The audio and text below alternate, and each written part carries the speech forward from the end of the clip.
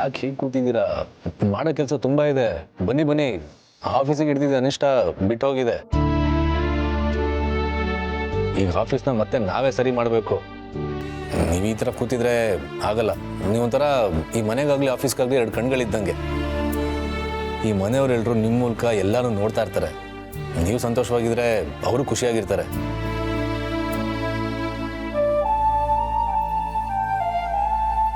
ಬನ್ನಿ ಅಣ್ಣ. ಅಭಿ ಮೇಲಿದಳು. ಆಗ್ತಿಲ್ಲ ಸಮರ್ಥ್, ಇದೆಲ್ಲ ನಮ್ಮಿಂದ ಸಹಿಸ್ಕೊಳಕ್ಕಾಗ್ತಿಲ್ಲ. ಅಮ್ಮನ ಸಾವು ತುಂಬ ಕಾಡ್ತಾ ಇದೆ. ಅನ್ಯಾಯವಾಗಿ ಅಮ್ಮನ್ನ ಕಳ್ಕೊಬಿಟ್ಟು. ಅಷ್ಟು ಮಾತ್ರ ಅಲ್ಲ, ಇಷ್ಟು ವರ್ಷ ಅಮ್ಮನ ಸಾವಿಗೆ ಡ್ಯಾಡೇ ಕಾರಣ ಅಂತ ಅವ್ರ ಜೊತೆಗೆ ಎಷ್ಟೋ ವರ್ಷ ಮಾತೇ ಆಡಲಿಲ್ಲ. ಆದರೆ ಈಗ ಅಮ್ಮನ ಸಾವಿಗೆ ನಿಜವಾದ ಕಾರಣ ಏನು ಅಂತ ಗೊತ್ತಾಗಿದೆ. ಆದರೂ ನಮ್ಮ ಕೈಲಿ ಏನೂ ಮಾಡೋಕ್ಕಾಗ್ತಿಲ್ಲ. ಒಂಥರ ಹಿಂಸೆ ಆಗ್ತಿದೆ. ನನಗೆಲ್ಲ ಅರ್ಥ ಆಗ್ತಾ ಇದೆ. ಹಾಗಂತ ನೀವಿಬ್ರು ಹೀಗೆ ಇದ್ರೆ ಅಪ್ಪನ ನೋಡ್ಕೊಳ್ಳೋರು ಯಾರು? ನಿಮ್ಮಿಬ್ರಿಗೂ ಒಂದು ನಿಜ ಹೇಳ, ನನ್ನ ಅಮ್ಮ ಈ ಮನೆಗೆ ಸೊಸೆಯಾಗಿ ನಿಮ್ಮಿಬ್ರಿಗೂ ತಾಯಿಯಾಗಿ ಬಂದಾಗ ನಾನು ನಮ್ಮಮ್ಮನ್ನ ಕಳ್ಕೊಂಡೇ ಬಿಟ್ಟನೇನೋ ಅನ್ನೋಷ್ಟು ಬೇಜಾರಾಗಿತ್ತು. ತುಂಬ ನೊಂದ್ಕೊಂಡಿದ್ದೆ. ಆದರೆ ಕಾಲ ಕಳೆದ ಹಾಗೆ ಅಮ್ಮ ನನ್ನ ಬಿಟ್ಟು ಎಲ್ಲೂ ಹೋಗಿಲ್ಲ, ನನ್ನ ಜೊತೆನೇ ಇದ್ದಾಳೆ. ಹಾಗೇನೆ ನಿಮ್ಮೆಲ್ಲರ ಸಂಬಂಧನೂ ನನಗೆ ಕಟ್ಕೊಟ್ಟಿದ್ದಾಳೆ ಅಂತ ಗೊತ್ತಾಯ್ತು. ನಾನು ಹೇಳ್ತಿರೋದು ಅಷ್ಟೇನೆ. ನಿಮ್ಮ ತಾಯಿ ದೂರ ಎಲ್ಲೂ ಹೋಗಿಲ್ಲ. ಈ ಮನೇಲೆ ಮತ್ತೆ ನಿಮ್ಮ ಜೊತೆ ಇರಕ್ಕೆ ಬಂದಿದ್ದಾಳೆ. ನಿಮ್ಮ ತಾಯಿ ಪ್ರೀತಿನ ನಮ್ಮ ಅಮ್ಮನಲ್ಲಿ ಕಾಣ್ತಾ ಇದ್ದೀರಾ. ಮತ್ತೆ ತಾಯಿ ಸಿಕ್ಕಷ್ಟೇ ಖುಷಿ ಆಯಿತು ಅಂತಲೂ ಹೇಳಿದ್ದೀರಾ. ಹೀಗಿರುವಾಗ ಅವ್ರನ್ನ ಚೆನ್ನಾಗಿ ನೋಡ್ಕೋಬೇಕಾದ್ರೆ ನೀವೇ ಅಲ್ವಾ?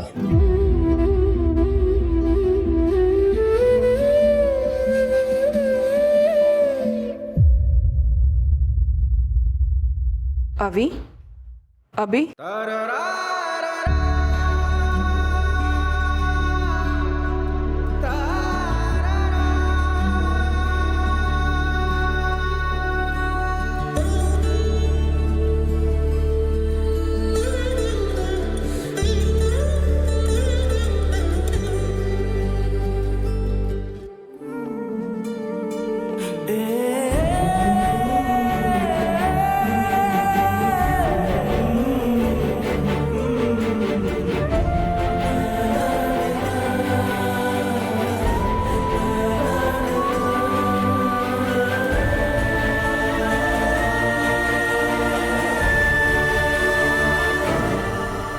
ಇದೆಲ್ಲ ಇವತ್ತು ನೆನ್ನೆ ಆಗಿರೋದಲ್ಲ, ಯಾವತ್ತೂ ಆಗಿರೋದು.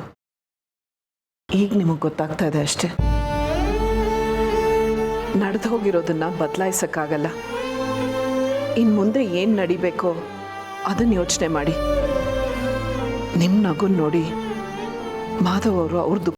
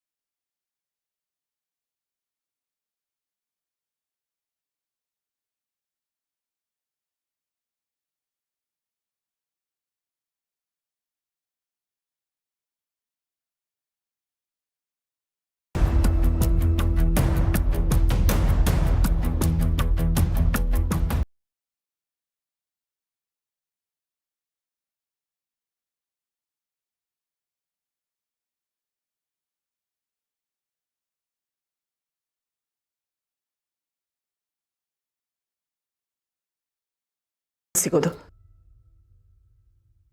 ಅದ್ರ ಕಡೆ ಗಮನ ಕೊಡಿ.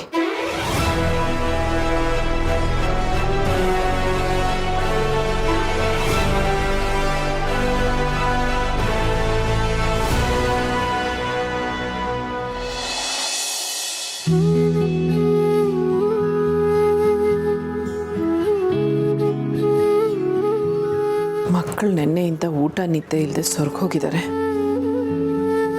ಇವತ್ತು ನಾನು ಮಾಡೋ ಅಡುಗೆ ಸುವಾಸನೆ ನೋಡಿ ಅವರೇ ಬಂದು ಅಮ್ಮ ನಮ್ಗೆ ಊಟ ಕೊಡಿ ಅಂತ ಕೇಳಬೇಕು. ಹೊಟ್ಟೆ ತುಂಬ ಊಟ ಮಾಡಿ ಕಣ್ ತುಂಬ ನಿದ್ದೆ ಮಾಡಿದ್ರೆ ಅಷ್ಟೇ ಸಾಕು.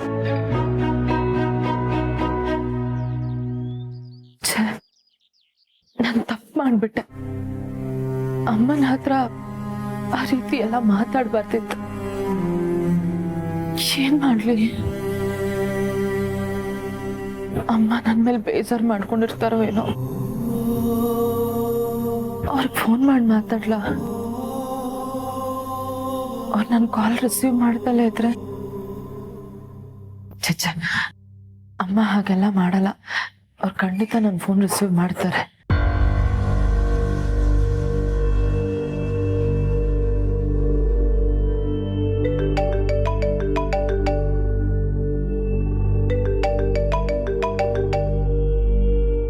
ಹೇಳು ಪುಟ್ಟ.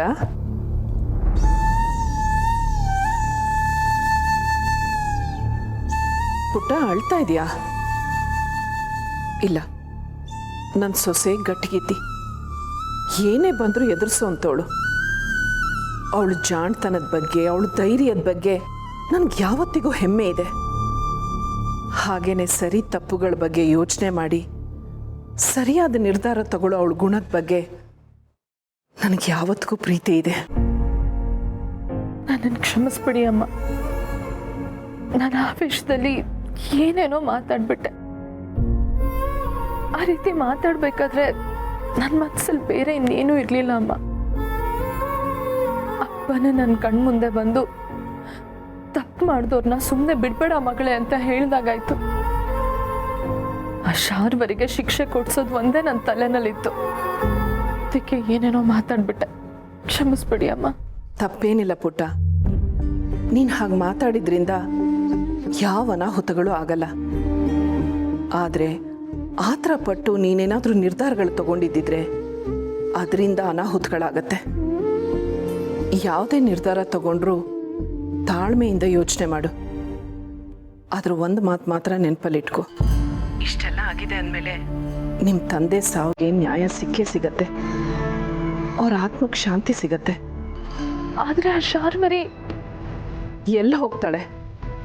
ಅವಳು ನಮ್ಮಿಂದ ತಪ್ಪಿಸ್ಕೊಂಡು ಹೋಗಿರ್ಬೋದು, ಆದ್ರೆ ಆ ದೇವರಿಂದ ಅವಳು ಮಾಡಿರೋ ಕರ್ಮಗಳಿಂದ ತಪ್ಪಿಸ್ಕೊಂಡು ಹೋಗೋದಕ್ಕೆ ಸಾಧ್ಯನೇ ಇಲ್ಲ. ಇವತ್ತಲ್ಲ ನಾಳೆ ಸಿಕ್ಕೇ ಸಿಗ್ತಾಳೆ. ಅವಳಿಗೆ ಶಿಕ್ಷೆ ಆಗೇ ಆಗತ್ತೆ. ನೀನ್ ಧೈರ್ಯವಾಗಿರು ಪುಟ್ಟ.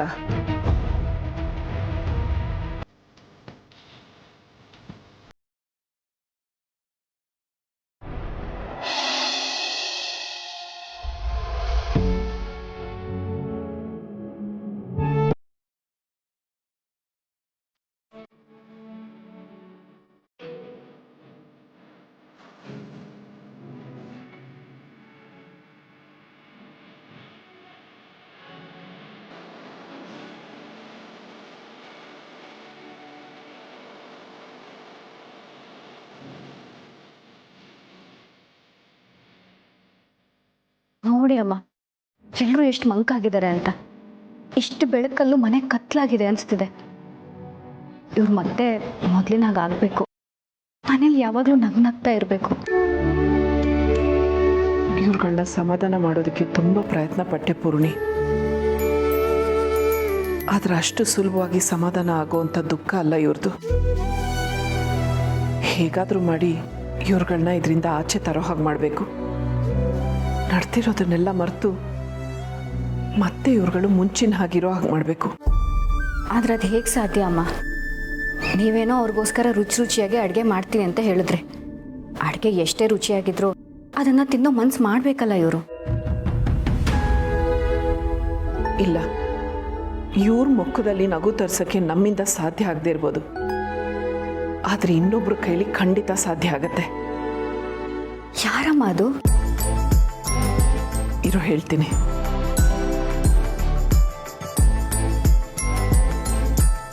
ವಾಹ್, ಸೂಪರ್ ಐಡಿಯಾ ಮಾಡಿದ್ದೀರಾ. ಈಗ ನೋಡಿ, ಅವ್ರು 3 ಜನ ತಮ್ಮನ್ನು ತಾವೇ ಮರೆತು ಖುಷಿಯಿಂದ ಕುಂಡಾಡ್ತಾರೆ. ನಾನು ಈಗಲೇ ಹೋಗಿ ನೀವು ಹೇಳ್ದಾಗ ಮಾಡ್ತೀನಿ.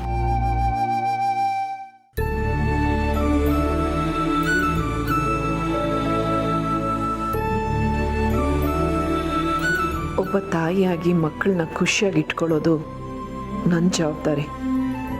ನಿಮ್ಮ ಸಂತೋಷನೇ ನನ್ನ ಬದುಕು.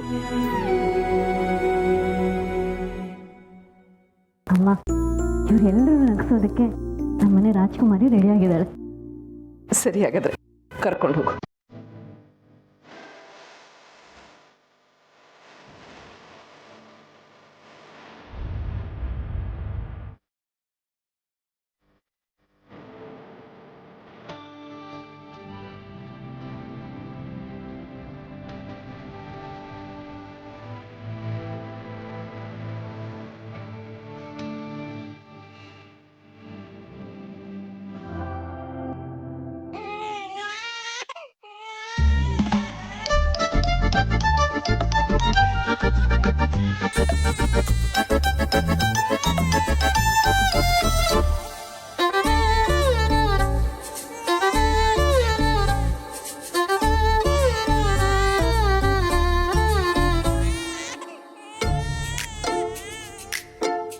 ಇದೇನಿದು? ಪೂರ್ಣಿ ಮಗುನ ಯಾಕೆ ಇಲ್ಲಿ ಬಿಟ್ಟು ಹೋಗಿದ್ದಾಳೆ? ಬ್ರೋ, ಮಗು ತುಂಬ ಅಳ್ತಿದೆ. ಹೇಗಾದರೂ ಮಾಡಿ ಸಮಾಧಾನ ಮಾಡು ಬ್ರೋ. ಮಗು ಅಳೋದನ್ನ ನೋಡೋಕ್ಕಾಗ್ತಿಲ್ಲ. ನಾನು ಸಮಾಧಾನ ಮಾಡೋದಾ? ನನಗೆ ಸಮಾಧಾನ ಮಾಡೋದೆಲ್ಲ ಬರಲ್ಲ.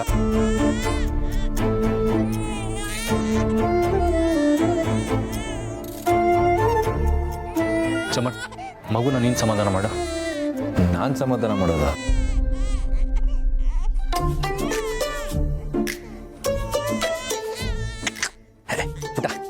ಪುಟ್ಟಲಕ್ಷ್ಮಿ,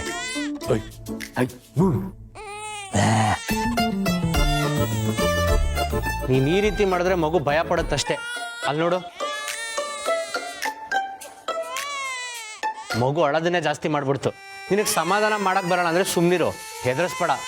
ನಾನೆಲ್ಲಿ ಹೆದರ್ಸ್ತಾ ಇದ್ದೀನಿ? ನಾನು ನಗಿಸ್ತಾ ಇದ್ದೀನಿ. ಜೋಕರ್ಗಳೆಲ್ಲ ಹೇಗೆ ತಾನೇ ಮಾಡೋದು? ಜೋಕರ್ಗಳ ಬಗ್ಗೆ ಮಗುಗೆ ಹೇಗೆ ಗೊತ್ತಾಗತ್ತೆ? ನೀನು ಮಗುಗೆ ಏನಾದರೂ ಕತೆ ಹೇಳು. ಬ್ರೋ, ಕಥೆ ಮಗುಗೆ ಅರ್ಥ ಆಗುತ್ತಾ? ನೀನು ಹಾಡು ಹೇಳು. ಹಾಡು ಅರ್ಥ ಆಗುತ್ತಾ? ಅರ್ಥ ಆಗಲ್ಲ, ಆದರೆ ಹಾಡು ಕೇಳ್ತಾ ಕೇಳ್ತಾ ಮಲಗಿದ್ರು ಮಲಗ್ಬೋದಲ್ವಾ? ಹೌದಾ? ಹಾಗಿದ್ರೆ 3 ಜನ ಹಾಡೋಣ. ಬಾಣದಾರಿಯಲ್ಲಿ ಸೂರ್ಯ ಜಾರಿ ಹೋದ, ಚಂದ್ರ ಮೇಲೆ ಬಂದ,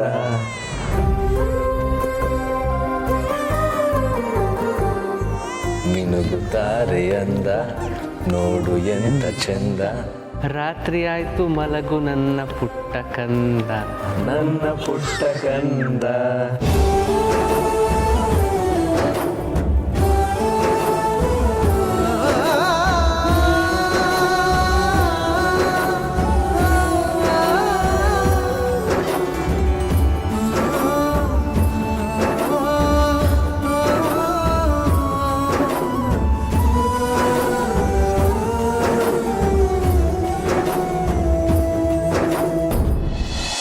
ಇವತ್ತು ಅನ್ಕೊಂಡಿರೋದೆಲ್ಲ ತಗೋಬೇಕು, ಲೇಟ್ ಆಗಿದೆ.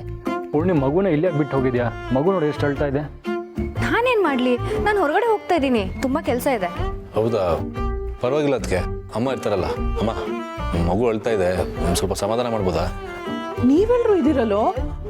ಪೂರ್ಣಿ ಒಬ್ಳೆ ಆಚೆ ಹೋಗ್ತಾ ಇಲ್ಲ. ಪೂರ್ಣಿ ಜೊತೆ ನಾನು ಹೋಗ್ತಾ ಇದ್ದೀನಿ. ಮಗುನ ಹುಷಾರಾಗಿ ನೋಡ್ಕೊಳ್ಳಿ. ನೀವೇ ಅದಕ್ಕೆ ಸಮಾಧಾನ ಮಾಡಿ ಮಗು ನಗೋ ಹಾಗೆ ಮಾಡಬೇಕು. ನಡಿ ಪೂರ್ಣಿ, ಲೇಟ್ ಆಯ್ತು.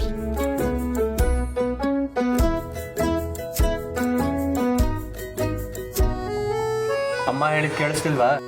ಮಗು ನೋಡ್ಕೊಳ್ಳೋ ಜವಾಬ್ದಾರಿ ನಂದು. ನಿಂದು ಅಂತ ಹೇಳಿದ್ದಲ್ಲ, ನಂದು ಅಂತ ಹೇಳಿದ್ದು. ನಿಮ್ಮಿಬ್ರದ್ದು ಅಲ್ಲಪ್ಪ, ನಂದು. ಅಣ್ಣ, ಇದು ಮೋಸ. ನನ್ನ ಮಗು ನೋಡ್ಕೋತೀನಿ ಬಿಡಿ. ಅದು ಹೇಗಾಗುತ್ತೆ? ನಿನಗೆ ಈ ಮಗುನ ಸಮಾಧಾನ ಮಾಡೋಕ್ಕೆ ಬರಲ್ಲ. ನೀನೇನು ಸರಿಯಾಗಿ ಸಮಾಧಾನ ಮಾಡ್ಬಿಡ್ತೀಯಾ? ನೋಡು, ಮಗು ಇನ್ನೂ ಅಳ್ತಾನೆ ಇದೆ. ಆಯಿತು ಆಯ್ತು, ಮೊದಲು ಮಗು ಅಳೋದನ್ನ ನಿಲ್ಲಿಸ್ಬೇಕು. ನಾವು 3 ಜನ ಸೇರಿ ಮಗುನ ನೋಡ್ಕೋಬೇಕು. ಅಮ್ಮ ಹೇಳಿದ ಹಾಗೇನೆ. ಮತ್ತೀಗ ಏನು ಮಾಡೋದು? ಏನಾದರೂ ಮಾಡಲೇಬೇಕು.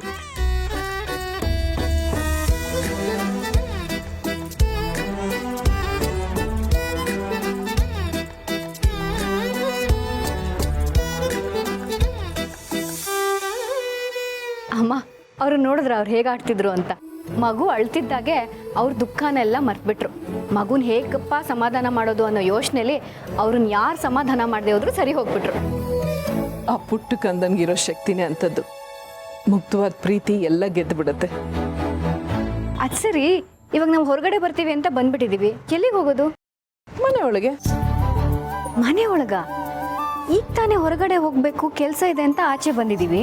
ಈಗ ಮತ್ತೆ ಮನೆ ಒಳಗಡೆ ಹೋದ್ರೆ ಅವ್ರಿಗೆ ಅನುಮಾನ ಬರಲ್ವಾ? ಹಿಂದಿನ ಬಾಗಿಲು ಕೀ ತಂದಿದ್ದೀನಿ. ಅವ್ರಿಗೆ ಗೊತ್ತಾಗದೇ ಇದ್ದಾಗೆ ನಾವು ಮನೆ ಒಳಗೆ ಹೋಗಬೇಕು. ನಾವು ಮನೆ ಒಳಗೆ ಇದ್ಕೊಂಡೆ ಅವ್ರು ಏನು ಮಾಡ್ತಾ ಇದ್ದಾರೆ ಅನ್ನೋದನ್ನ ನೋಡಬೇಕು. ಅವ್ರಿಗೆ ಮಗುನ ನೋಡ್ಕೊಳ್ಳೋದಕ್ಕೆ ಕಷ್ಟ ಆಗ್ತಾ ಇದೆ ಅಂದರೆ ಆಗ ನಾವು ಹೋಗಿ ನೋಡ್ಕೊಳ್ಳೋಣ. ಒಳ್ಳೆ ಐಡಿಯಾ. ನಿಮ್ಮ ಮಕ್ಳನ್ನ ಪಳಗ್ಸೋಕೆ ನೀವೇ ಸರಿ. ಹೊರಡೋಣ. ಅಮ್ಮ, ಚೂರೇನೋ ಮಗು ಮುಖ ನೋಡ್ಕೊಂಡು ನೋವನ್ನೆಲ್ಲ ಮರ್ತ್ಬಿಡ್ತಾರೆ. ಆದ್ರೆ ಮಾಧವ್ ಅವರು ಮಗುವಿನಂಥ ಮನಸ್ಸಿರೋರೆ. ಆದರೆ ಈಗ ಅವ್ರ ಮನಸ್ಸಿಗೆ ತುಂಬ ಘಾಸಿಯಾಗಿದೆ.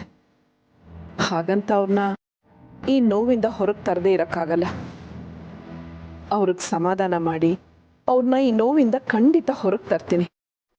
ನಾನು ಅವ್ರ ಜೊತೆ ಮಾತಾಡ್ತೀನಿ. ನನಗೆ ಆ ನಂಬಿಕೆ ಇದೆ ಅಮ್ಮ. ಈ ಕೆಲಸ ನಿಮ್ಮಿಂದ ಮಾತ್ರ ಸಾಧ್ಯ. ಸರಿ ಬಾ, ಮೊದಲು ಒಳಗೆ ಹೋಗೋಣ.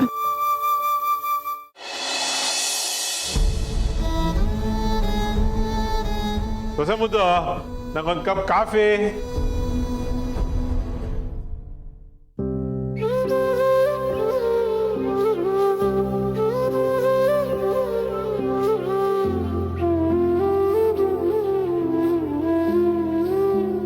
ಸೊಸೆ ಮುದ್ದು, ಮನೆಯವ್ರ ಜೊತೆ ಎಲ್ಲ ನಗುತ್ತಾ ಓಡಾಡ್ಕೊಂಡು ಎಲ್ಲರನ್ನೂ ನಗಿಸ್ತಾ ಮಾತಾಡ್ಕೊಂಡು ಓಡಾಡ್ತಾ ಇರೋದು. ಈ ರೀತಿ ಬೇಜಾರಲ್ಲಿ ಕೂತಿರೋದನ್ನ ನನ್ನಿಂದ ನೋಡೋಕ್ಕಾಗ್ತಿಲ್ಲಮ್ಮ. ಹೌದು ಮಾವ, ನನಗೂ ತುಂಬ ಬೇಜಾರಾಗ್ತಿದೆ. ಅವಳು ಯಾವಾಗಲೂ ನಗ್ನಗ್ತಾ ಇರಬೇಕು. ಅವಳನ್ನ ಇದರಿಂದ ಆದಷ್ಟು ಬೇಗ ನಾವು ಆಚೆ ತರಬೇಕು. ಏನು ಯೋಚನೆ ಮಾಡಬೇಡ, ನಾನು ನೋಡ್ಕೊತೀನಿ. ಏನು ಮಾಡ್ತೀರಾ ಮಾವ? ಈ ಸರ್ಕಸ್ ಕಂಪ್ನಿಲಿ ಜೋಕರ್ಗಳೇನು ಮಾಡ್ತಾರೆ? ಎಲ್ಲರೂ ನಗಿಸ್ತಾರ. ಈ ಸಂಸಾರ ಸಾಗರ ಅನ್ನೋ ಈ ಸರ್ಕಸ್ ಕಂಪ್ನಿಲಿ ನಾನೇ ಜೋಕರ್. ನೋಡ್ತಾ ಇರು. ಸೊಸೆ ಮುದ್ದು, ನೀನು ವಿಪರೀತ ಕೆಲಸ ಮಾಡ್ತಿದ್ಯಮ್ಮ. ನಾನು ನಿನಗೆ ಸಹಾಯ ಮಾಡ್ಲಾ? ಸಹಾಯನ ನೀವೇನ್ ಮಾಡ್ತೀರಾ ಮಾವ? ನೀನ್ ಚಪಾತಿ ಲಟ್ಸಿ ಕೊಡು, ನಾನು ಅದನ್ನ ಬೇಯಿಸಿ ಹಾಕ್ತೀನಿ. ಸರಿ ಆಯ್ತು. ಹಾಕಮ್ಮ.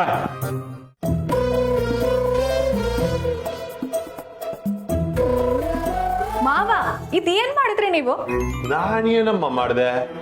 ನೀನ್ ಲಟ್ಸಿ ಚಪಾತಿನ ತವದ ಮೇಲೆ ತಾನೇ ಹಾಕ್ಬೇಕು. ಸ್ಟವ್ ಮೇಲೆ ಹಾಕ್ಬಿಟ್ಟು ನನ್ನನ್ನೇ ಕೇಳ್ತಿಯಲ್ಲ. ಮಾವ, ನಾನು ತವ ಮೇಲೆ ಹಾಕಕ್ ಬಂದಿದ್ದು. ನಾ ಚಪಾತಿನ ಹಾಕ್ಬೇಕಾದ್ರೆ ನೀವ್ಯಾಕೆ ತವನ್ ತೆಗ್ದ್ರಿ? ಒಟ್ಟಲ್ಲಿ ಏನೇ ಮಾಡಿದ್ರು ನನ್ನೇ ತಪ್ಪು ಅಂತ ಹೇಳ್ತೀಯ ಸೊಸೆ ಮುದ್ದು. ಇರ್ಲಿ ಬಿಡು. ಈಗ ಈ ಚಪಾತಿನ ನಿಧಾನವಾಗಿ ಅಲ್ಲಿಂದ ತೆಗೆದು ಮತ್ತೆ ತವದ ಮೇಲೆ ಹಾಕಿ ಬೇಯಿಸಿ ಕೊಡ್ತೀನಿ. ಓಕೆ? ಬೇಯಿಸಿ ಕೊಡೋದಲ್ಲ, ಅದನ್ನ ಬೇಯಿಸಿ ನೀವೇ ತಿನ್ನಿ. ಆಯ್ತು ಬಿಡು.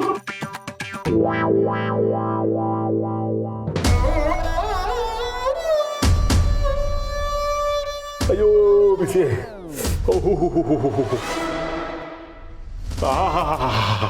ಸೊಸೆ ಮುದ್ದು.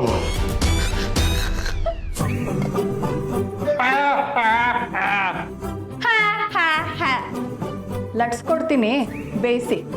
ಆದ್ರೆ ಈ ಸಲ ನೀನು ತವದ ಮೇಲೆ ಹಾಕ್ಬೇಕು ಲಟ್ಸಿರೋ ಚಪಾತಿನ.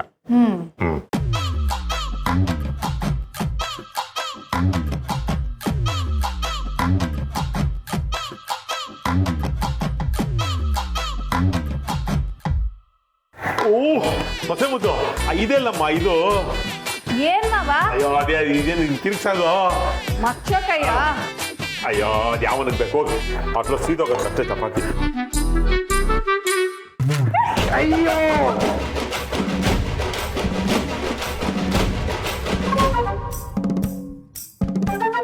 ಸೊಸೆ ಮುದ್ದು, ಹೆಂಗೆ